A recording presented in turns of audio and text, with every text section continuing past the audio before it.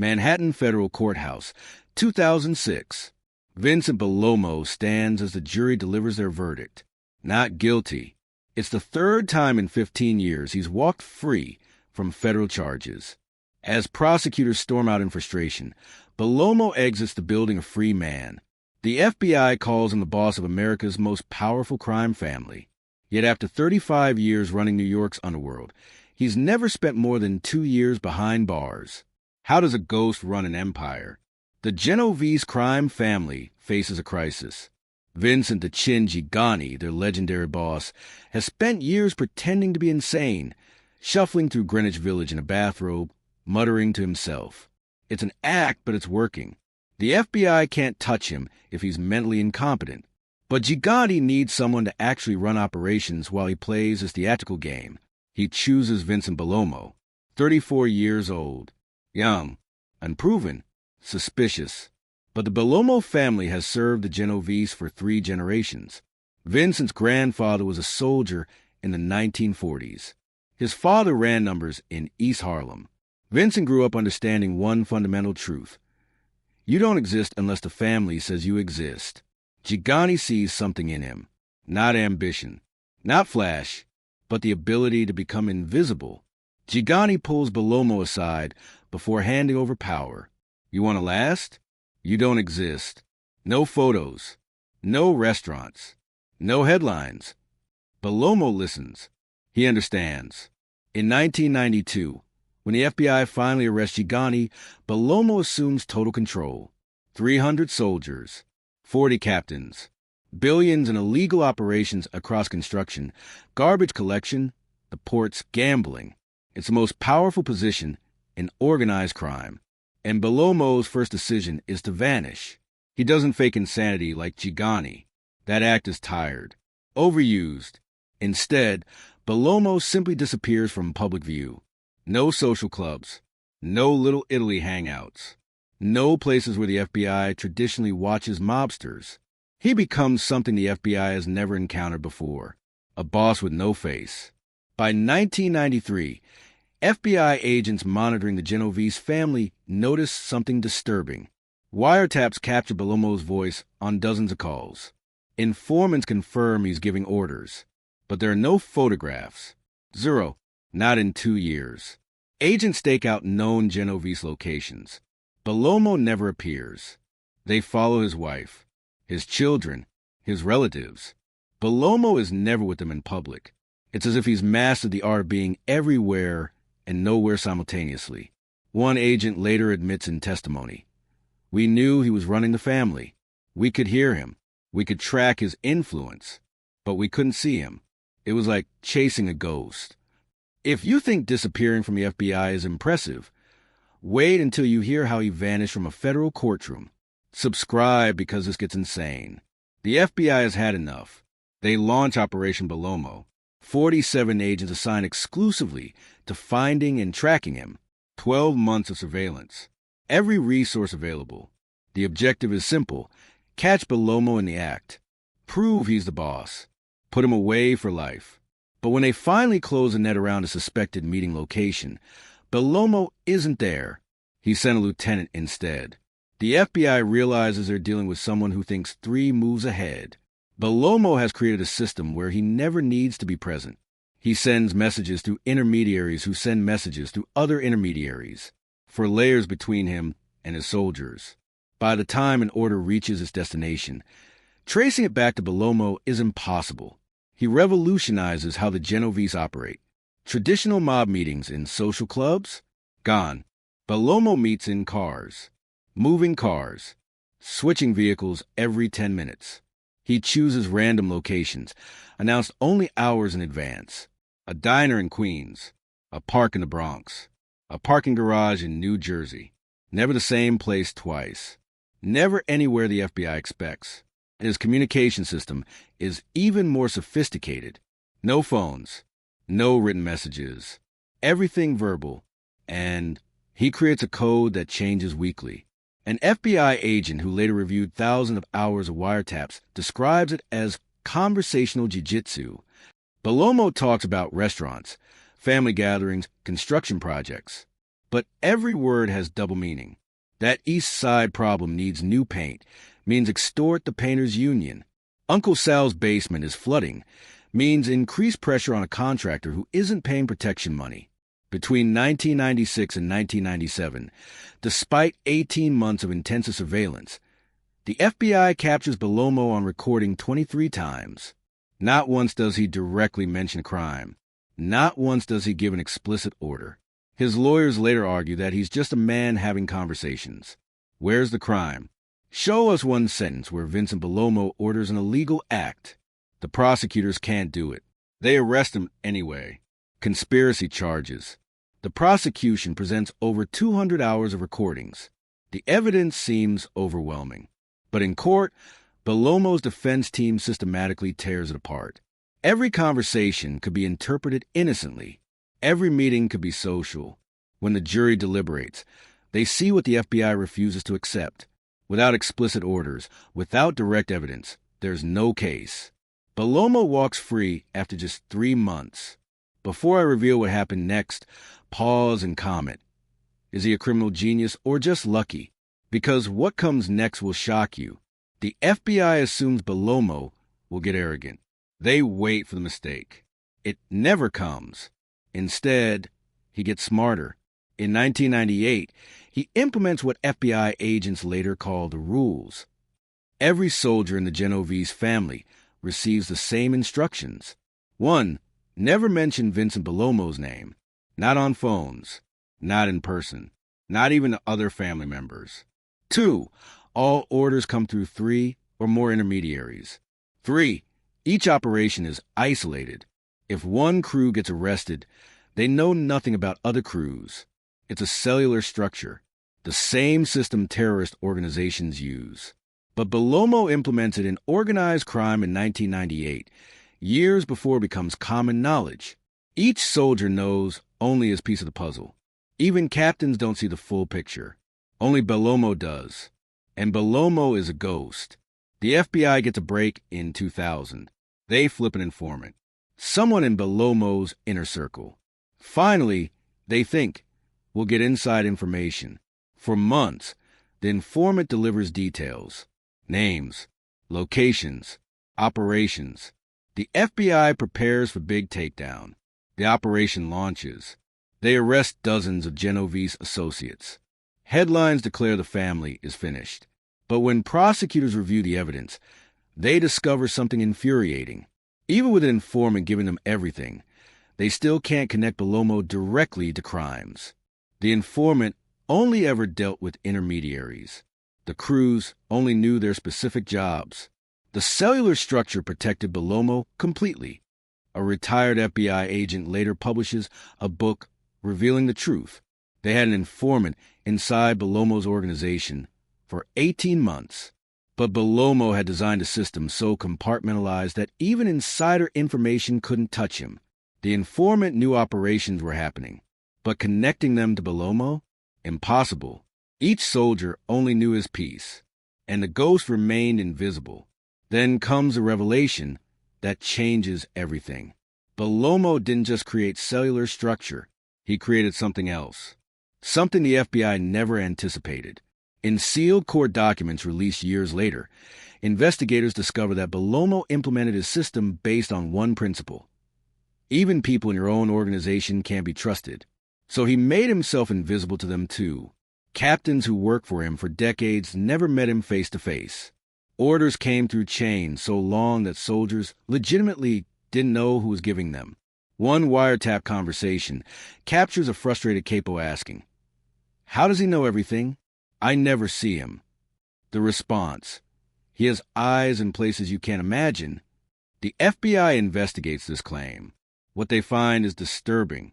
Bellomo spent years planting people in legitimate positions, not through traditional corruption, through patience.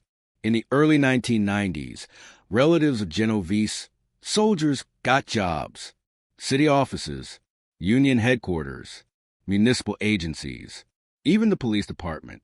Clean relatives with no criminal records. People who worked legitimate jobs for years, earning trust, climbing ranks. By the late 1990s, Bellomo had sources inside institutions the FBI thought were secure. He knew about investigations before they launched. He knew which businesses were being monitored. He knew which informants were cooperating. The FBI calls it the long game. Most criminals think short-term, quick scores, fast money. Bellomo thought in decades. He built an intelligence network that rivaled government agencies. And because his sources were legitimate employees doing real jobs, nobody suspected they were feeding information to a mob boss. The FBI is furious. They spent a decade chasing Bellomo with minimal success. They go to their superiors with requests. Unlimited resources. The response: Operation Ghost Hunter. 120 agents. 15 months. 18 states. $8 million budget. It's the most expensive single-target mafia investigation in FBI history. The goal: prove Vincent Bellomo controls construction and waste management industries in New York. Put him away for life. The investigation uncovers staggering evidence. Union pension funds diverted to Genovese control. Construction bids rigged across 3 states. Legitimate businesses paying protection money. The Genovese family is making an estimated $300 million annually, and every trail leads back to Bellomo, except it doesn't. Not legally. The FBI arrests 23 Genovese associates. They hold a press conference. The Genovese empire is crumbling. Newspapers run headlines about the family's destruction, but prosecutors notice something odd. None of the arrested men are talking. Usually, when faced with long sentences, someone flips. This time, silence. Every single one. It's as if they're more afraid of Bellomo than the FBI. Years later, an informant reveals why. Bellomo was using the arrests as a test. Who stayed loyal? Who looked like they might cooperate? The loyal ones got quietly rewarded. Their families received money. Their legal fees got paid. The ones who looked weak? They disappeared. Not arrested. Not charged. Just gone. The message was clear. Loyalty means survival. Betrayal means you vanish. A wiretap captures something chilling. A soldier nervously asks an intermediary, "How does he always know?" "I've never seen him. I don't even know what he looks like anymore." The intermediary responds, "You think too much. Just do your job." The FBI realizes Bellomo has achieved something unprecedented. Most mob bosses demand respect through fear and presence. Bellomo has created respect through absence. He's a myth, a legend. Some younger soldiers genuinely don't know if he's real or if Vincent Bellomo is a name passed between bosses, a title rather than a person. But he's very real. And in 2006, he makes his only significant mistake. A former captain, facing life in prison, agrees to cooperate. He testifies about 15 years of crimes ordered by Bellomo. Meetings, conversations, decisions. It's the most detailed testimony any Genovese insider has ever provided. The prosecution thinks they finally have him. They bring federal charges: extortion, racketeering, conspiracy, labor law violations. If convicted, Bellomo faces 60 years. The trial becomes a spectacle. For weeks, the witness details Bellomo's operations. He describes meetings, quotes conversations, provides dates and locations. The evidence seems overwhelming. But then comes cross-examination. Bellomo's defense team does what they do best. They attack credibility. The witness they reveal has a history of compulsive lying. He'd been caught lying in 3 previous federal cases. He's receiving $400,000 from the government plus witness protection. His entire life depends on the prosecution winning. Is he telling the truth? Or is he a professional liar saying whatever keeps the money coming? The jury deliberates for 6 days. When they return, the verdict stuns prosecutors.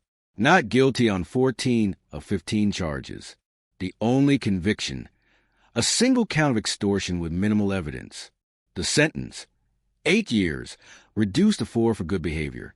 This is the moment where you'd think the FBI gives up, but what they discovered next changed everything. Drop a ghost emoji if you think he's still out there running things. Bellomo is released from federal prison in Indiana. The FBI predicts he'll return to command within weeks. What they don't know is that he never stopped commanding. Even from prison, Bellomo ran operations. How? Through the one system the FBI couldn't monitor effectively. Family visits. His wife, his children, his cousins. They visited regularly. The conversation seemed innocuous. Talk about home, about food, about family recipes. Grandma wants more oregano in the sauce. Uncle Tony says the basement needs new pipes. The garden needs fertilizing this spring. Guards heard nothing suspicious. Just an Italian family talking about Italian things. Years later, documents obtained through Freedom of Information Act requests reveal the truth. Bellomo created an elaborate code based on traditional Italian cooking and home maintenance.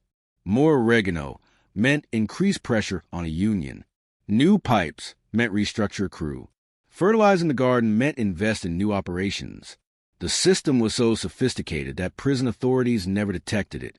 The FBI only learned about it in 2012, when an informant who had since died left a recorded confession in his will.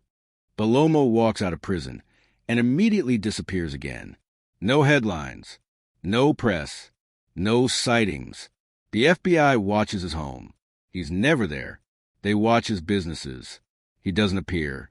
They follow his associates. Bellomo remains invisible.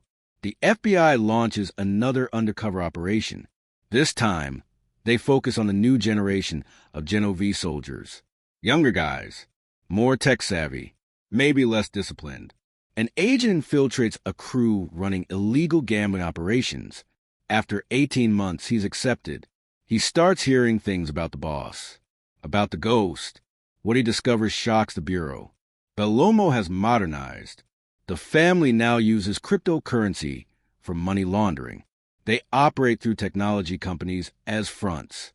In 2021, they even experiment with NFTs as a money laundering vehicle. But the core principle remains. Bellomo never leaves a digital trail connecting him to operations. Phones are burners, used once and destroyed. Emails don't exist. Video calls? Never. The family operates in the digital age with analog caution. The undercover agent reports back. They talk about him like he's everywhere and nowhere. Some guys claim they've met him. Others say he's a ghost. Nobody has a recent photo. Nobody can confirm what he actually looks like anymore. 2016 to present day. The FBI officially lists Vincent Bellomo as acting boss or street boss of the Genovese crime family.